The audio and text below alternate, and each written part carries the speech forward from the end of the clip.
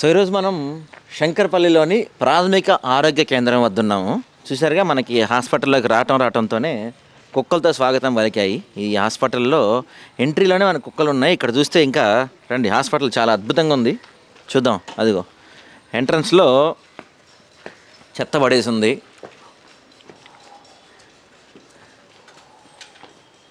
మరి ఇది hospital dumping యార్డా? అక్కడ చెత్త అలా పడేసి ఉంది. కుక్కలు వచ్చి చెత్త పడేసినాయి. అవి అట్లా లోపలికి తీసుకెళ్లే పరిస్థితి కూడా ఉంది. ఇక్కడ మెయిన్ థింగ్ ఏంటంటే ఇది బోర్డు, ప్రాథమిక ఆరోగ్య కేంద్ర పనివేళలు టైమింగ్స్ కొట్టేసి ఉన్నాయి. 24/7 కూడా కొట్టేసింది. మాతా శిశు సంరక్షణ కేంద్రం అని చెప్పి. మరి ఇది గవర్నమెంట్ కొట్టేయమందా లేకపోతే ఈ హాస్పిటల్ వాళ్ళు కొట్టేసుకున్నారా అనేది తెలియదు. టైమింగ్స్ లేవు. అంటే ఇప్పుడు పేషెంట్స్ ఎవరైతే ఈ చుట్టుపక్కల మొత్తానికి ఇది ఒకటే ఉంది. ఇక్కడికి వచ్చిన వాళ్ళకి ఏ టైంకి రావాలి, ఏ టైంకి వెళ్ళాలో చెప్పేవాళ్ళు ఎవరు ఉంటారు ఇక్కడ. కాస్త కొంచెం చదువుకున్న వాళ్ళు చూద్దామన్నా ఇక్కడ బోర్డుల మీద కూడా ఏమి రాసలేని పరిస్థితి ఉంది. చూద్దాం. మనకి ఎంట్రన్స్లోనే కుక్కలు స్వాగతం పలికే కదా, లోపల ఇంకేం అద్భుతాలు ఉంటాయి చూద్దాం ఒకసారి మనం. ఇంకా కేసీఆర్ ఫోటో ఉంది. మరి ఇక్కడ మీకోసం గవర్నమెంట్ మారి 2 సంవత్సరాలు అయిపోయినా సరే ఇంకా అక్కడ కొత్త గవర్నమెంట్ ఫోటో లేదు. మరి వీళ్ళకి ఇంకా గవర్నమెంట్ మారలేదేమో, అడుగుదాం ఒకసారి. ఎవరన్నా ఉన్నారేమో ఇక్కడ కనీసం.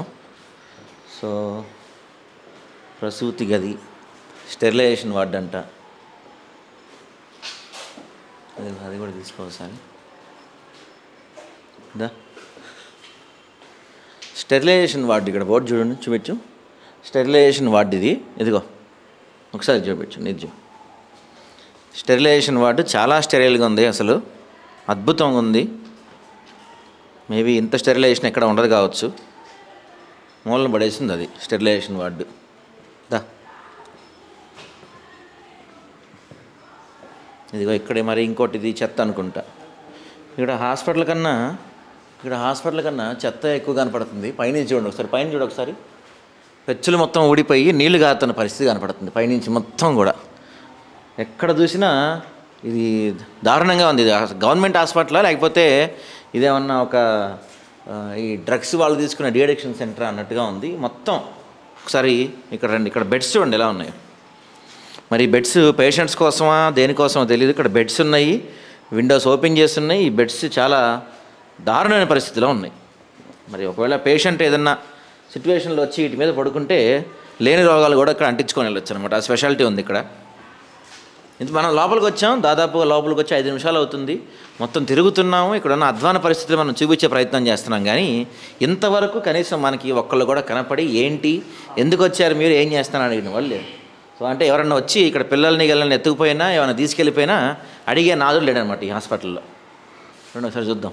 ఇంకేమన్నా అద్భుతంగా ఉందా ఇక్కడ. ఇంజక్షన్ కదంట.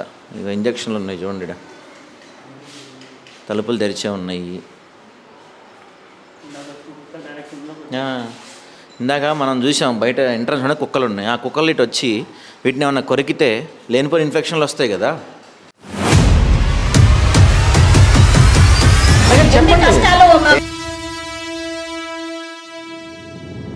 రూల్ ప్రకారం ఏఎన్ఎం డెలివరీ చేయొచ్చా?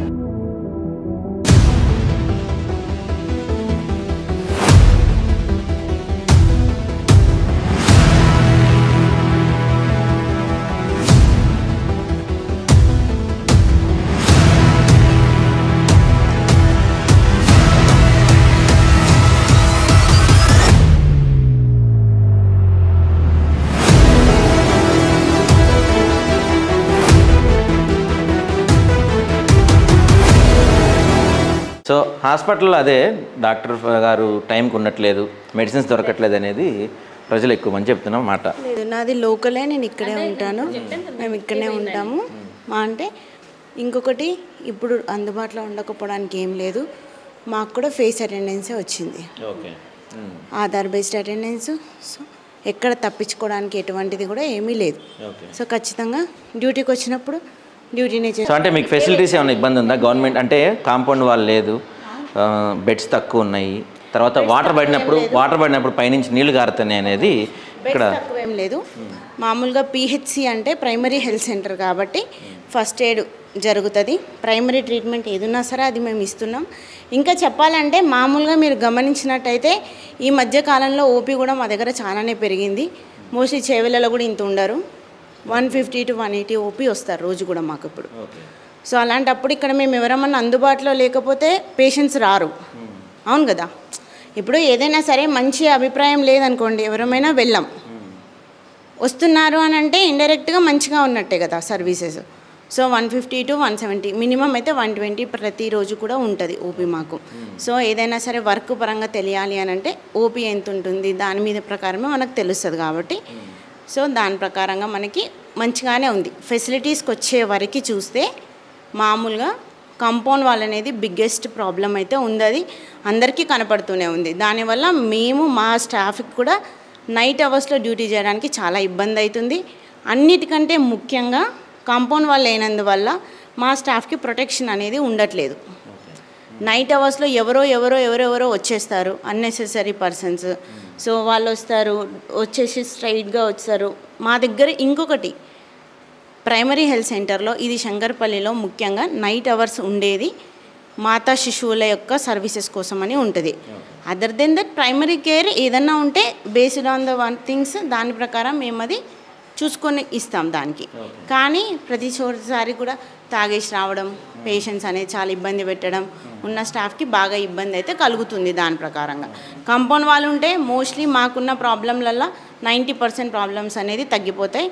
ఇంకొకటి, ఇది పొద్దున్నుంచి 4 సార్లు ఊడ్చినా సరే 4 సార్లు తూడ్చినా సరే స్కూల్ బస్సెస్ వెళ్తాయి, డీసీఎంలో వెళ్తాయి, ముందు నుంచి బైక్లు వెళ్తాయి, కార్లు వెళ్తాయి, అన్ని రకాలది కూడా మెయిన్ హైవే లాగా వాడుకుంటారు అందరూ. కాబట్టి ఇది ఎంత చేసినా ఏదున్నా సరే అదైతే జరుగుతూ ఉంది. తర్వాత పైన ప్రాబ్లం అనేసి అది ఒక చోట అయితే లీక్ అవుతుంది. ఆ ఒక్క చోట లీక్ అవుతున్న ప్రాబ్లం గురించి మేము మున్సిపల్ ఆఫీసర్స్తో కూడా మాట్లాడినాం, వాళ్ళు కూడా అది రిపేర్ చేపిస్తామని చెప్పారు. ఓకే, అంటే ఈ బెడ్స్ చూసాం మనం ఇక్కడ దారిలో కనిపించిన 2 బెడ్స్. 6 బెడ్స్ ఉంటాయి. ఈ బెడ్స్ కానీ ఈ రూమ్స్ అన్నీ కూడా చాలా ఏమాత్రం నీట్గా లేకుండా దుమ్ముగా ఉన్నాయి. పేషెంట్స్ వచ్చి ఉంటారు కాబట్టి ఈవినింగ్ మళ్ళీ కూడా క్లీన్ చేస్తారు. ఓకే, సో ఇప్పుడు ఈ హాస్పిటల్ మొత్తానికి ఇన్ఛార్జ్ మీరే. సో ఇన్ఛార్జ్ మీరే కాబట్టి హాస్పిటల్ రెస్పాన్సిబిలిటీ, ఇది పిహెచ్సి రెస్పాన్సిబిలిటీ మొత్తం మీదే ఉంటుంది కదా. సో ఒకవేళ 4 తర్వాత ఏమన్నా ఎమర్జెన్సీ కేసు అయితే, ఏమన్నా డెలివరీ కేసెస్ వస్తే అప్పుడు వాటిని ఎలా హ్యాండిల్ చేస్తారు? స్టాఫ్ ఉంటారు, మామూలుగా స్టాఫ్ కూడా డెలివరీలు చేయొచ్చా? చేస్తారు. అంటే యాక్చువల్లీ మనకి గైడ్లైన్స్ ప్రకారం స్టాఫ్ నర్స్ చేస్తారు. సెకండ్ ఆర్ఎన్ఏలు కూడా చేయొచ్చా? సెకండ్ ఏఎన్ఎంస్ కూడా వాళ్ళకి కూడా వాళ్ళు చేసి వచ్చిన ట్రైనింగే, వాళ్ళని మనం జాబ్లో తీసుకున్న ట్రైనింగ్ మీ బేసిక్ వాళ్ళు 1.5 year వాళ్ళు ట్రైనింగ్ చేసి వస్తారు. మిడ్ వైఫరీ అని అంటే కేవలం వాళ్ళు ఇచ్చే treatment maternal and child health ఇస్తారు. ఇక్కడ డిహెచ్ఎంఓ, డిప్యూటీ డిహెచ్ఎంఓ వస్తున్నారు అప్పుడన్నా? వస్తారు కదా. సో ఇంతమంది వస్తున్నారు, మీరు సీనియర్ డాక్టర్ ఉన్నారు, ముఖ్యమంత్రి ఫోటో మార్చాలని తెలీదా మీకు? బయట ఎంట్రన్స్లోనే కేసీఆర్ ఫోటో ఉంది, ముఖ్యమంత్రి మారి 2 years అవుతుంది, మరి ముఖ్యమంత్రి ఫోటో మార్చాలి కదా.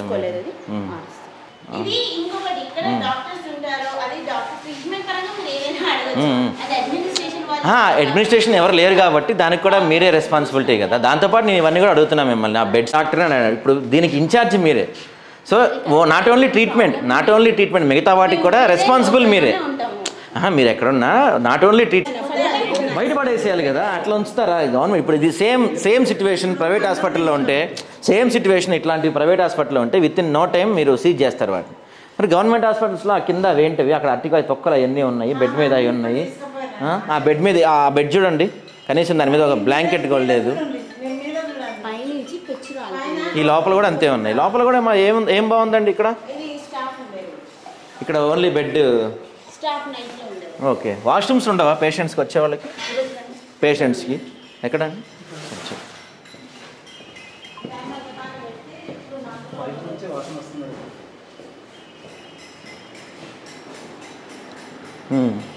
ఇది వాష్రూమ్ పరిస్థితి. లైట్స్ అన్నా ఉన్నాయి, సంతోషం. సార్ చూడండి, ఇది గవర్నమెంట్ హాస్పిటల్లో వాష్రూమ్ యొక్క పరిస్థితి. మరి మళ్ళీ ఇది తల్లి పిల్లల హాస్పిటల్. వాష్రూమ్ అయితే ఇలా ఎందుకు ఉంటుందండి? మరి మీరు చెప్పారు అన్నీ బాగుంటాయి అని, వాష్రూమ్ పరిస్థితి చూసారు. సరే, మీరు చెప్పినట్టు ప్రకారం బయట ఏదో మట్టి పడుతుంది, దుమ్ము పడుతుంది, నీట్గా లేదనుకుందాం. వాష్రూమ్లో ఇది కూడా చూడండి, దీన్ని క్లీన్ చేసే సంవత్సరం అయినట్టు ఉంది. చూడండి మీరు, ఎప్పుడు బహుశా మీరు ఈ టైప్ చూసుండరు, మీ వాష్రూమ్ మీకు సపరేట్ ఉంటాయి కాబట్టి మీరు ఎప్పుడు చూసుండరు. ఇది క్లీన్ చేసే సంవత్సరం అయినట్టు ఉంది. అది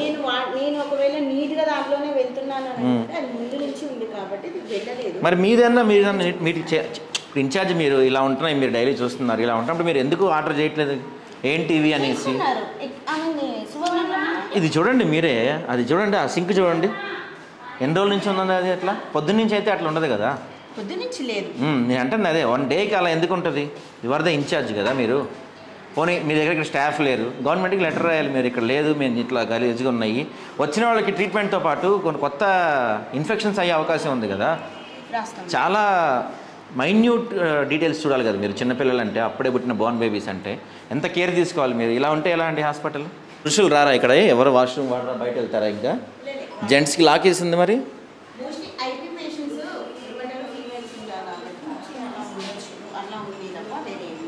ఓకే, ఇది మెడిసిన్స్ రూమా? ఒక లైన్ డ్రైనేజ్ బ్లాక్ ఉంది, సో దానివల్ల కూడా అది వాడట్లే. ఓకే, ఒక డ్రైన్ లైన్ బ్లాక్ ఉంటే మున్సిపల్ కమిషనర్ గారికి లెటర్ పెట్టాము, సార్ చేయిస్తామని చెప్పారు. అది చూడొకసారి. దీని గురించి ఒక లెటర్ పెట్టారండి, ఎవరు క్లాస్ లెట్ చేసినట్టున్నారు కదా. పెట్టాము. అక్కడ పిల్లలందరూ ఇప్పుడు ఆడతారు క్రికెట్, వాళ్ళు బాల్ వేస్తారు, పైన సోలార్ వేస్తారు. వాళ్ళందరినీ కంట్రోల్ చేయాలంటే కాంపౌండ్ వాళ్ళు ఉండాలి మాకు, లేదు అంటే ఎవరు వినరు మాట. లేబర్ రూమ్ అంటే డెలివరీస్ ఇక్కడే చేస్తారనమాట. సో ఒక్కసారి ప్రసూతి గది యొక్క పరిస్థితి చూద్దాం రండి. నిజంగా కళ్ళల్లోంచి నీళ్ళు వస్తున్నాయి చూస్తుంటే ఈ గదిలోంచి. ఇంత దౌర్భాగ్య పరిస్థితిలో ఉందా మన రాష్ట్రం. చూడండి చూడండి, ఇక్కడ ఏంటిది, ఇదేంటిది, ఈ బెడ్ చూడండి ఒకసారి. దీని అంతటికి ఇంకో హైలైట్ పాయింట్ ఏంటంటే, ఒక్కసారి మీరు పైకి చూడండి, పైకి చూసారా ఎంత దారుణంగా ఉందో. అంటే ఒకవేళ డెలివరీ జరుగుతున్నప్పుడు ఆ పెచ్చులుడు వచ్చి బిడ్డపై పడినా, తల్లిపై పడినా ఎలాంటి పరిస్థితులు ఉంటాయండి ఇక్కడ. ఇంత దారుణమైన పరిస్థితుల్లో, ఇంత దిగజారే పరిస్థితుల్లో ఇదిగో ఇక్కడ ఈ కిటికీలు ఉన్నాయి, కనీసం దీనికి ఒక మెష్ కూడా లేదు. దీంట్లోంచి పాములే రావచ్చు, దోమలు రావచ్చు. ఇక దోమలు అంటే నార్మల్, పాములే రావచ్చు. చిన్న చిన్న పిల్లలు ఉండే ఈ ప్రాంతం అంటే రోజులు కాదు, గంటల పిల్లలు కాదు, నిమిషాల పిల్లలు ఉంటారు ఇక్కడ. ఎంత నీట్గా ఉండాలి, ఎంత స్టెరైల్గా ఉండాలి, కానీ ఎంత దారుణంగా ఉంది ఇక్కడ పరిస్థితి. ఇక్కడ మనం ఎక్కడ చేయబెట్టినా మనకి ఇదిగోండి, ఎక్కడ చేయబెట్టినా బూజే వెళ్తుంది, బూజే వెళ్తుంది. ఈ పైన చూడండి ఎంత దారుణంగా ఉందో. ఇక్కడ చూడండి ఏకంగా పగుళ్ళు వచ్చేసినాయి. ఇదిగో దీనికి లాక్ వేసింది మరి. ఇదిగో ఇదంతా, ఇది ఒక ప్రసూతి వార్డు. ఇది ప్రసూతి వార్డులో ఉన్న ఒక పరిస్థితి. కనీసం అక్కడ ఉన్న క్లాక్ కూడా పనిచేయట్లేదు. సో అంటే పేదవాళ్ళు, టు బీ హానెస్ట్, ప్రత్యేకంగా ఇలాంటి హాస్పిటల్స్కి పేదవాళ్ళు, మధ్యతరగతి వాళ్ళే వస్తారు. ఇలాంటి వచ్చే చోట అంటే ట్రీట్మెంట్ బాగుందా లేదా పక్కన పెడితే, బాగున్నా బాగోపోయినా బయటకు వెళ్ళలేరు. ప్రైవేట్ హాస్పిటల్స్లో లక్షల్లో ఫీజులు ఉంటాయి కాబట్టి తప్పనిసరిగా ట్రీట్మెంట్ ఉన్నా లేకపోయినా, బాగున్నా లేకపోయినా వాళ్ళు ఇక్కడికే వస్తారు. కానీ ఇక్కడికి వచ్చి చూస్తే పరిస్థితులు ఎలా ఉన్నాయంటే అత్యంత అధ్వానంగా ఉన్నాయి. వాష్రూమ్స్ కావచ్చు, బెడ్స్ కావచ్చు, ఏమాత్రం ఇక్కడ క్లీన్లెస్ లేదు. ముఖ్యమంత్రి గారేమో అసలు హాస్పిటల్స్కి వాటికి విపరీతమైన నేను డబ్బులు పెడుతున్నాను, అద్భుతంగా డెవలప్ చేస్తున్నామని చెప్తున్నారు. కానీ ఇక్కడ మనం చూస్తే హాస్పిటల్, అది కూడా ఎంత ప్రైమరీ హెల్త్ కేర్ సెంటర్, చాలా దారుణమైన పరిస్థితిలో ఉంది. మరి ఇప్పటికైనా ఇక్కడ డిప్యూటీ డిహెచ్ఓ ఎవరండి పేరు అన్నారు, నాగేంద్ర బాబు సార్, ఆయన ఒకసారి వచ్చి, మరి ఆయన ఎప్పుడన్నా వచ్చారో లేదు ఈ హాస్పిటల్కి, ఆయన కనీసం ముఖ్యమంత్రి ఎవరో కూడా తెలియదు, వాష్రూమ్స్ ఆయన ఎప్పుడన్నా చూసారో లేదో. ఒకటే క్వశ్చన్ అండి నాగేంద్ర బాబు గారు. సో నాగేంద్ర బాబు గారు ఒకటే క్వశ్చన్ అండి, మీ వైఫ్కి, మీ రిలేటివ్స్కి డెలివరీ చేయించాలంటే ఈ హాస్పిటల్లో చేయిస్తారా? ఇక్కడ మీ పిల్లల్ని, మీ వైఫ్ని తీసుకుంటే ఇక్కడికి తీసుకొస్తారా? అంటే ఇంత దారుణమైన పరిస్థితులు ఉన్నప్పుడు ఎందుకు ఇంత నిర్లక్ష్యం? పేదవాళ్ళంటే, మిడిల్ క్లాస్ వాళ్ళకి వైద్యం అందరినీ ద్రాక్షగానే మిగిలిపోవాలా? నాణ్యమైన వైద్యం వాళ్ళకి ఎప్పటికీ అందించలేమా మనం?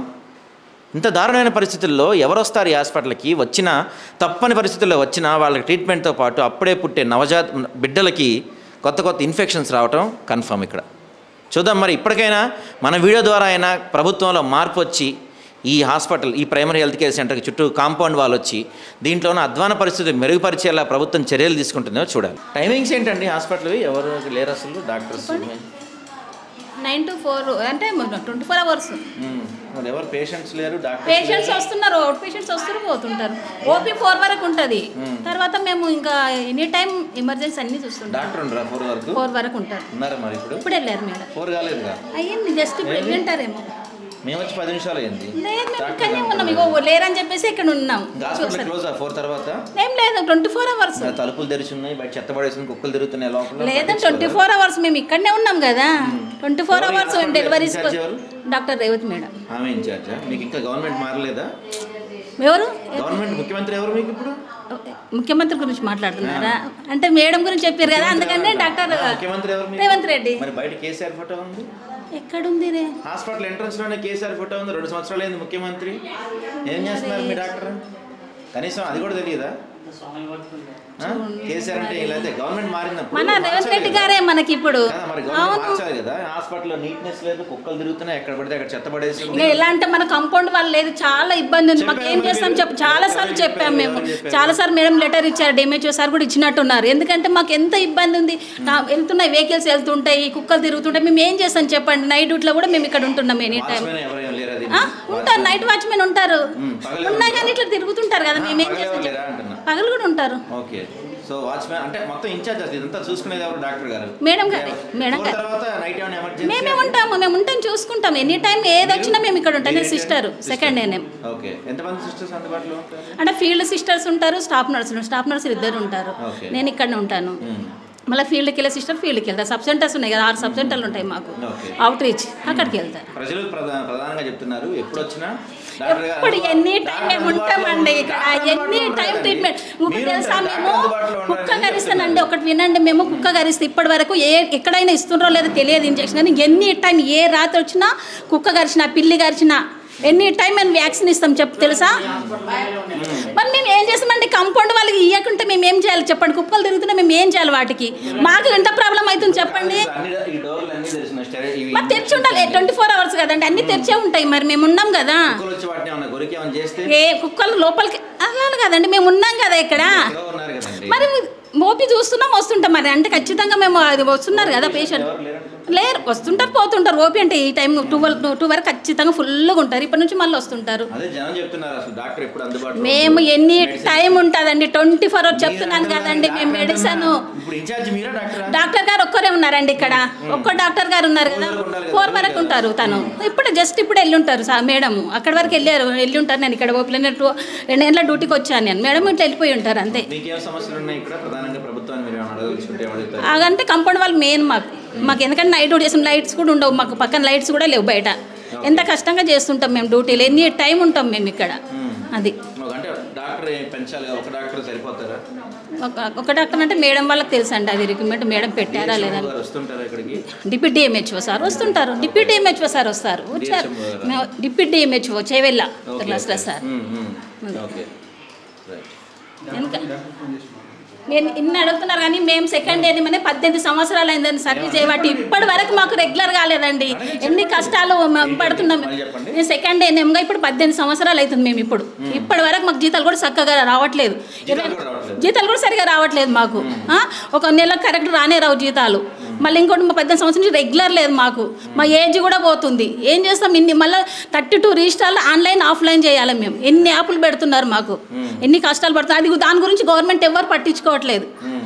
మరి మేడం మాట్లాడుతుంది, మా కాంట్రాక్టర్లతోనే ఇది నడిపిస్తుంటారు ఇట్లా గవర్నమెంట్. మరి నైట్ టైం కూడా ఎనీ టైం డెలివరీ చేస్తామండి. ఎనీ టైం ఏ కేసు వచ్చినా మేము డెలివరీ చేస్తాం. ఏ టైం వచ్చినా ఉన్నాయండి, ఉన్నాయి చేస్తున్నా.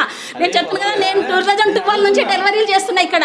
నాకు తెలుసు ఉన్నాయండి, అన్నీ ఉన్నాయండి. చూస్తానండి మేము నైట్ టైం డెలివరీ కేసు వచ్చినా ఫస్ట్ ఎయిడ్ ఇప్పుడు పాము గర్చనలు వచ్చినా వెంటనే ట్రీట్మెంట్ స్టార్ట్ చేసేస్తాం. ఇమ్మీడియట్గా డ్రిప్ పెట్టేస్తాం. మేడం మాట్లాడుతాం. జనాలకి అయితే చెప్పారండి మ్యాక్సిమం.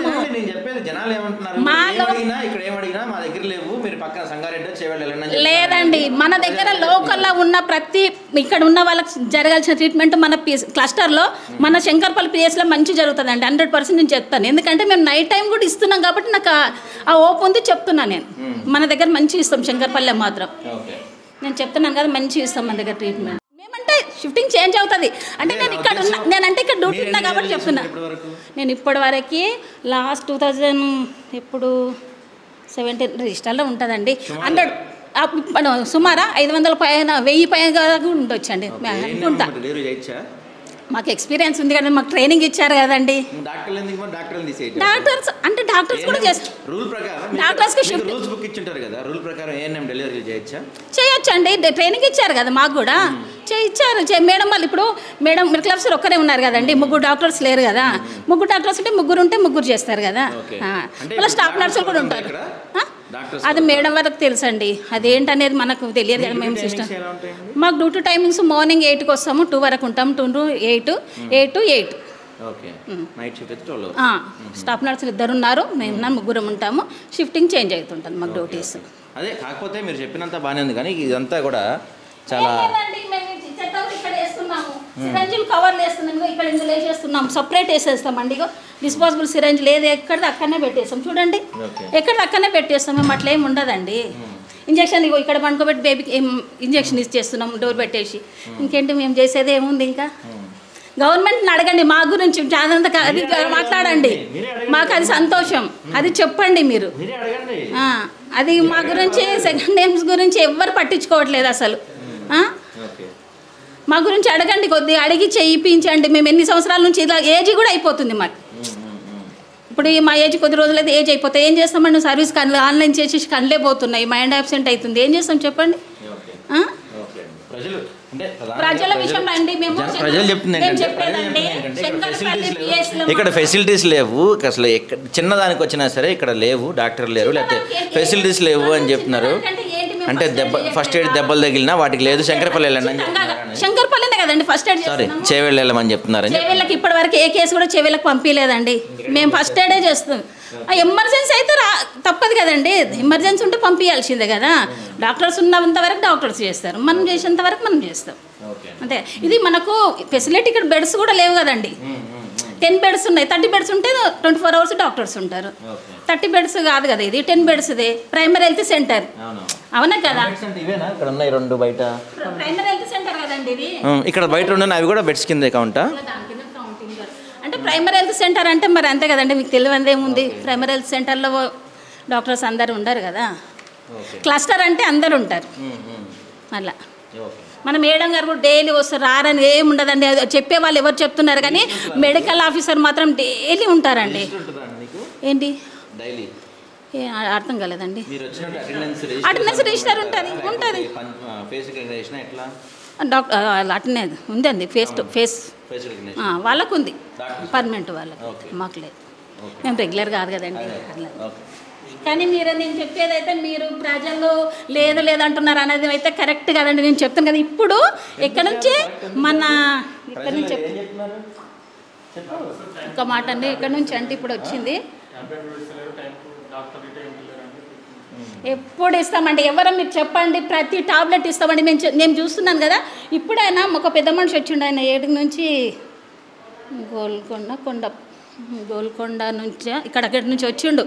అంత దూరం నుంచి ఇక్కడ దాకా ఎందుకు వచ్చినావన్నా నేను అంటే, అక్కడ ఎక్కడిస్తారో తెలియదని చెప్పేసి నార్సింగ్ అవతల నుంచి వచ్చిండు.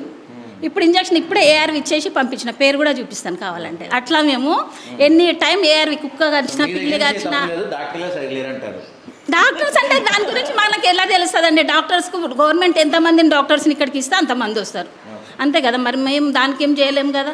మేము సర్వీస్ చేయకపోతే మీరు ఇగో ఈమెను చేయట్లేదు ఇవ్వట్లేదు అంటే తప్పండి. మేమైతే ఇచ్చే సర్వీస్ ఇస్తున్నాం.